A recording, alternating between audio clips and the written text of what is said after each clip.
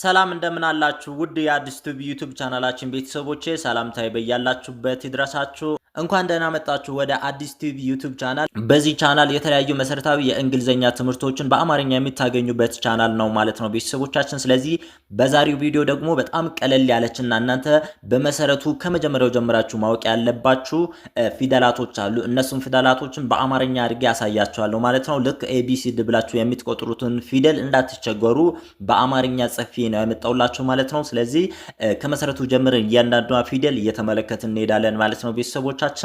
በጣም አሪፍ። አሁን ቀጥታ ወደ ቪዲዮ እንገባለን። እንግዲህ ውድ የአዲስ ቲቪ ዩቲዩብ ቻናላችን ቤተሰቦች እዚህ ጋር እንደምትመለከቱት እነኚህ 26 የሆኑ የእንግሊዘኛ ፊደላቶች ናቸው ማለት ነው። እንደገና ደግሞ የነሱን ስም ደግሞ በታች በኩል በአማርኛ አምጥቼላችኋለሁ ማለት ነው ቤተሰቦቻችን። አብዛኛው ተማሪ እነኚህን ፊደላቶችን ለመያዝ ይቸገራል ማለት ነው።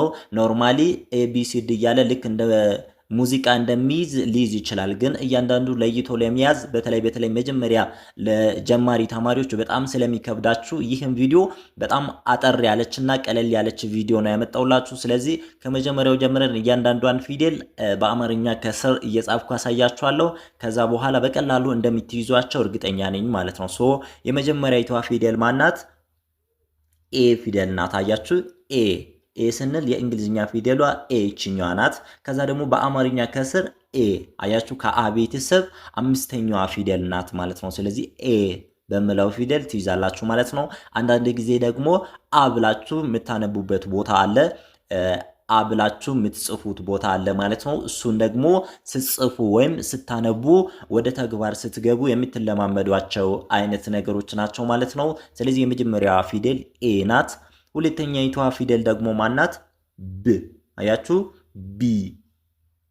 ቢ አያችሁ ቤ ቤተሰብ ሶስተኛዋ ፊደል ነው ማለት ነው ቤተሰቦቻችን። ቤቡ ቢ ምንላት ቢ ሶስተኛይቷ ፊደል እች ናት ማለት ነው። ስለዚህ እሷን ብ ብለን እንጠራለን ማለት ነው ቤተሰቦቻችን። ሶ ወደ አማርኛ ስንቀይር ወይም እኛ በፈለግነው መንገድ ለመጻፍ ስንፈልግ አናባቢዎቹን እየጨመርን ወደ ባ፣ ወደ ቤ፣ ወደ ቦ፣ ወደ ቡ እንቀይራለን። ግን አሁን ኤቢሲዲ ብለን ስንቆጥር ቢ ምንላት ፊደል እችኛዋ ናት ማለት ነው ቤተሰቦቻችን። በጣም አሪፍ። ኤ ቢ ከዛ ደግሞ ሲ ስንል ሲ ፊደል እችኛዋ ናት። ሴ ቤተሰብ ሲ ምንላት ሴ ሱ ሲ ምንላት ሶስተኛይቷ ፊደል እች ናት ማለት ነው ቤተሰቦቻችን። ሶ ሲ ፊደል እች ናት ማለት ነው። ሲ ስንል እንደዚህ እናነባታለን። አንዳንድ ጊዜ ደግሞ እንደ ክ የምናነብበት ጊዜ አለ ማለት ነው። ስትማሩ አሳያችኋለሁ ማለት ነው። እንደዚህ በኪ የምናነብበትና በሲ የምናነብበት ጊዜ አለና መች እንደሆነ በትክክል በሌላ ቪዲዮ አሳያችኋለሁ ማለት ነው ቤተሰቦቻችን። ሶ እቺ ፊደል ሲ ትባላለች ማለት ነው። ከዛ ደግሞ ቀጥሎ ማናት? ዲ ፊደል ናት። ዲ ፊደል ማለት ዲ ፊደል ሆና ካፒታሏ ናት ማለት ነው። ስሞሎች አሉ ትናንሾች ማለት ነው። ትናንሾቹን በሌላ ቪዲዮ አሳያችኋለሁ ማለት ነው። ሶ ዲ ስንል ደግሞ ከዲ ቤተሰብ በአማርኛ ሶስተኛዋ ዲ ፊደል እች ናት ማለት ነው ቤተሰቦቻችን። በጣም አሪፍ። ከዛ ደግሞ ኢ ስንል ኢ ከአ ቤት ኢ ሶስተኛዋ፣ ቅድም ኤ ብለን ስናነብ ስድስተኛዋ ነው የተጠቀምነው፣ ማለትም አምስተኛዋ ነው የተጠቀምነው። ግን ኢ ስንል ዝች ጋ ኢ ፊደል ሶስተኛዋ ከአ ቤት ሶስተኛዋን ፊደል እንጠቀማለን ማለት ነው ቤተሰቦቻችን። ኢ በጣም አሪፍ።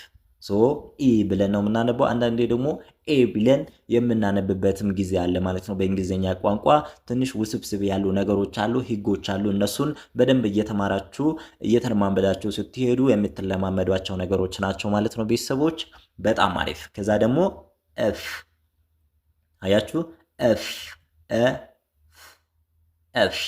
አያችሁ፣ እቺ ፊደል ፍ የሚለውን ፊደል ለመግለጽ ነው ማለት ነው ቤተሰቦቻችን። ፊ ፋ ፍ ምናምን እያለ የምንጽፋቸው ነገሮችን በአማርኛ የፌ ቤተሰቦችን ፊደል ለማሳየት ነው ማለት ነው ቤተሰቦች። ስለዚህ ኤፍ ምንላት ፊደል እች ናት ማለት ነው። ከዛ ደግሞ ጂ ስንል ጂ ፊደል እቺ ከጄ ቤት ሶስተኛዋ ማለት ነው። ከጄ ቤት ሶስተኛዋ ጂ ፊደል ጄ ጁ ጂ ምንላት እችኛዋ ናት ማለት ነው ቤተሰቦቻችን። አንዳንድ ጊዜ ደግሞ ግ ብለን የምናነብበትም ጊዜ አለ ማለት ነው። እሱንም እያነበባችሁ ስትሞክሩ ቃላቶችን በግ የሚነበቡ ቃላቶችን ስታገኟቸው የሚታቋቸው ይሆናል ማለት ነው። ቤተሰቦች በጣም አሪፍ። እችኛ ጂ ፊደል ናት ማለት ነው። ከዛ ኤች የምንላት ፊደል አለች ወይም ስናነብ ህ የሚል ድምፅ ያላት ፊደል ናት ማለት ነው። ቤተሰቦች እዚህ ጋር ግን ስንቆጥር ኤች አያችሁ፣ ኤ ፊደል አለች፣ ከዛ ቺ ፊደል አለች፣ ኤች ብለን ነው የምናነባት ማለት ነው። ከዛ ደግሞ ኤች ካልን በኋላ አይ አንድ ቁጥር የምትመስሉ አይችኛዋ ደግሞ አይ አና ይ አይ ብላችሁ ነው የምታነቡት ማለት ነው። ስለዚህ ይሄኛው ከስር በአማርኛ መጣውላችሁ ለምንድን ነው ካላችሁ ቤተሰቦች አብዛኞቹ እየቆጠራችሁ ስትሄዱ ወይም ወደፊት በቀጥታ ቆጥራችሁ ወደኋላ ስትመለሱ ስለሚከብዳችሁ ከታች በአማርኛ የጻፍኩትን እያነበባችሁ በቀላሉ እንድታስታውሷቸው በሚለው ነው ያመጣውላችሁ ማለት ነው። በጣም አሪፍ። አይ ስትሉ አይ ብላችሁ እንደዚህ ታነባላችሁ ማለት ነው። በጣም አሪፍ። ከዛ እችኛዋ ደግሞ ማናት? ጄ ትባላለች። ጄ እዚህ ጋር ጂ ናት ያልናት፣ እችኛዋ ደግሞ ጄ ናት ማለት ነው ቤተሰቦች። ጄ ስንል ደግሞ ከጄ ቤት አምስተኛዋ ባለቀለቷ ፊደል ተጠቅመን ጄ እንላለን። ከዛ ቀጥሎ ደግሞ ኬ ነው አይደል የምንለው። ኬ ስንል ደግሞ ከኬ ቤት አምስተኛዋ አሁንም ኬ ብለን እናነባታለን። ከኬ ቀጥሎ ደግሞ ማናት ያለችው? ኤል ወይም ል የሌ ቤተሰብ ፊደላቶችን በአማርኛ ለምሳሌ የሌ ቤተሰብ ፊደላቶች አሉ አይደለ? ለነሱ ዋና ተነባቢ ፊደል ይቸናት ማለት ነው። ስለዚህ ስናነባት እንዴት ነው የምናነባት? ል እና ል ከዛ ል። አያችሁ ይህ ፊደል ለምሳሌ እችኛዋ ፊደል የሚለው ፊደል እንደዚህ ነው የሚጻፉ ማለት ነው። ከዚህ በፊት አይታችሁ ላታውቁ ትችላላችሁ። ግን የሚል ድምጽ ሲሆን ከጎሮሯችን ነው የሚወጣው ይሄ ድምጽ። ስለዚህ የሚለውን ድምጽ ለመጻፍ እችን ፊደል ነው የምንጠቀመው ማለት ነው ቤተሰቦች። በጣም አሪፍ። ል የሚለውን በዚህ መልክ ጽፈናል ማለት ነው።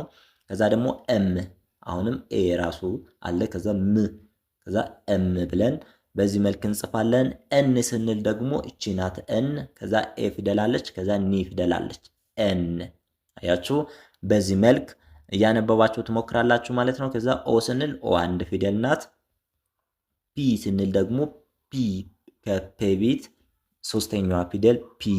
ከዛ ደግሞ ኪው ስንል ደግሞ ኪው አያችሁ ኪዩ አያችሁ እንደዚህ ነው የምናነባት። ስለዚህ ኪዩ ብዬ ነው ያመጣውላችሁ። የአማርኛውን የታችኛውን አይታችሁ በቀላሉ ድምጿን ልትጠሩ ትችላላችሁ ማለት ነው ቤተሰቦች። በጣም አሪፍ። አሁን ደግሞ ወደ መጨረሻው መስመር ደርሰናል። እነኚህን ተመልክተን የምናጠቃልል ነው የሚሆነው ማለት ነው። እነኚህ ለእንግሊዝኛ ፊደላቶች መሰረት ናቸው፣ ማለትም ለእንግሊዝኛ ቋንቋ መሰረት ናቸው ማለት ነው። ስለዚህ በእነዚህ አጠራራቸውን በትክክል ካወቃችሁ ስታነቡ ምንም አትቸገሩም ማለት ነው ቤተሰቦች። በጣም አሪፍ። አሁን እችኛዋ ደግሞ ማናት? አር ስንል አ ፊደል አለች፣ ከዛ ር ፊደል አለች። ስለዚህ አር ብለን እናነባታለን ማለት ነው ቤተሰቦቻችን። ከዛ ኤስ ስንል ኤ ፊደል አለች። ከዛ ሲ ቤተሰብ ሲ ፊደል አለች ኤስ። ከዛ ደግሞ ት ፊደል አለች። ቲ ማለት የአማርኛው ቴ ቤተሰብ ዋናው ተነባቢ ናት። ቲ ብለን ነው የምናነባት እዚህ ጋር ቲ። ከዛ እናንተ አናባቢን እየጨመራችሁ ታ ቶ ምናምን ወደሚለው መቀየር ትችላላችሁ ማለት ነው። ቲ አለች። ከዛ ደግሞ ዩ አለች። ዩ ስንል ዩ ፊደል እችኛዋ ናት። ከዛ ደግሞ ቪ አያችሁ ቪ ስንል ደግሞ እችኛዋ ፊደል አለች ማለት ነው። ቪ ምንላት። ስለዚህ ቢ ብላችሁ ካነበባችሁ ትክክል አይደለችም ማለት ነው። ስለዚህ ቪ ብላችሁ ቫይብሬት ያደርጋል ማለት ነው በከንፈራችሁ። ቪ ብላችሁ ነው የምትጠሯት ማለት ነው። በጣም አሪፍ። እዚች ጋር ደግሞ ደብሊዩ አያችሁ ደብሊው ብላችሁ ስታነቡ ልክ ደብሊው ብላችሁ ታነባላችሁ ማለት አይደለም። እዚህ ጋር ስትቆጥሩ ነው እንጂ ደብሊው የምትሉት። እዛ ጋር ስታነቡ የወይ ቤተሰብ ፊደላት ለምሳሌ በአማርኛ እቺ ፊደል አለች አይደለ? ወይ ፊደል። ስለዚህ የወይ ቤተሰብ የምትወክል ፊደል ናት ማለት ነው። ግን እዚህ ጋር ስንጠራት ደብሊው የሚል መጨረሻ ላይ የምትመጣ ፊደል አለች። እሷ ነው የምንወስደው ማለት ነው በአማርኛ። ስለዚህ ወይም ደብሊው ምንላት ፊደል እቺ ናት የምትሆነው። ከዛ ደግሞ ኤክስ ስንል ደግሞ ኤ ፊደል አለች፣ ኪ ፊደል አለች፣ ከዛ ኤክስ ብለን እናነባታለን። ከዛ ደግሞ ዋይ ስንል ዋ ፊደልና ይ ዋይ ዋይ። ከዛ መጨረሻ ላይ ዘድ ወይም ዚ ስንል ዚ ፊደል እችኛዋን እንጠቀማለን ማለት ነው ቤተሰቦቻችን። በጣም አሪፍ። እነኚህ በጣም መሰረታዊ የሆኑ ነገሮች ናቸው። ስለዚህ እነኚህን ፊደላቶችን መጀመሪያ ከለየን በኋላ ከአማርኛ ወደ እንግሊዝኛ እየቀየርን እንደዚህ እንለማመድና ከዛ በኋላ ነው ወደ እንግሊዝኛ የምንሄደው ማለት ነው። ብዙ ተማሪዎች እኔ ጋር ይመጣሉ፣ ለመማር የሚመጡ ተማሪዎች አሉና በቀላሉ እንዴት ነው ማስረዳላቸው? እንደዚህ ፊደላቶቹን መጀመሪያ ወደ አማርኛ እንቀይራለን። እነሱ አማርኛውን በደንብ የሚያውቁ ስለሆኑ አማርኛውን በደንብ ማንበብ ከቻሉ በኋላ ነው እንግሊዝኛ ማስተምራቸው። ለምን ካልሆነ ደረቅ እንግሊዝኛ ባስተምራቸው ስለሚከብዳቸው ወደ አማርኛ ቀይረናቸው ድምጻቸው እንዴት እንደሚጠራ እንደዚህ ከተመለከትን በኋላ ወደ እንግሊዝኛ ቋንቋ ገብተን ስንማር በቀላሉ እንድትለምዱ ያደርጋችኋል ማለት ነው ቤተሰቦቻችን። በጣም አሪፍ ቪዲዮዎችን ይዘን እንመለሳለን። እናንተ ላይክ፣ ሼር ማድረግ እንዳረሱ። ስለተከታተላችሁኝ አመሰግናለሁ። ላይክ፣ ኮሜንት እያደረጋችሁ ብትወጡ የበለጠ ደግሞ ብዙ ቪዲዮዎችን ይዤላችሁ እመጣለሁ ማለት ነው ቤተሰቦች። አመሰግናለሁ ስላዳመጣችሁኝ። መልካም ጊዜ። በሌላ ቀን በሌላ ቪዲዮ እስክንገናኝ ድረስ ሰናይ ጊዜ። አመሰግናለሁ።